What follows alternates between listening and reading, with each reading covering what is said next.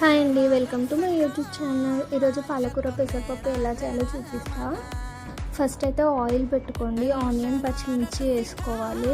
తర్వాత కొంచెం పసుపు వేసుకోండి, మంచిగా మగ్గాలి. మగ్గిన తర్వాత పాలకూర వేసుకోండి.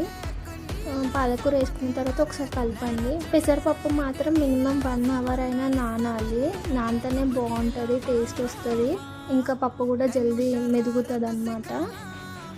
మళ్ళీ పెసరపప్పు వేసుకోండి. పెసరపప్పు వేసుకున్న తర్వాత ఒకసారి ఉప్పు వేసుకోండి, కొంచెమే వేసుకోండి, ఎక్కువ వేసుకోకండి. తర్వాత లిడ్ పెట్టుకోండి. ఈ వాటర్ పప్పు సరిపోతుంది, పప్పు ఉడికిపోతుంది. ఒకవేళ ఉడకలేదు అంటే కొంచెం వాటర్ వేసుకోండి. తర్వాత కొంచెం కారం వేసుకోండి. కారం కూడా అడ్జస్ట్ చేసుకోండి, ఎందుకంటే మిర్చి వేసాను కాబట్టి. సాల్ట్ తక్కువ అనిపించింది నాకు, అందుకని వేసాను. ఇంకా సర్వ్ చేసుకోండి.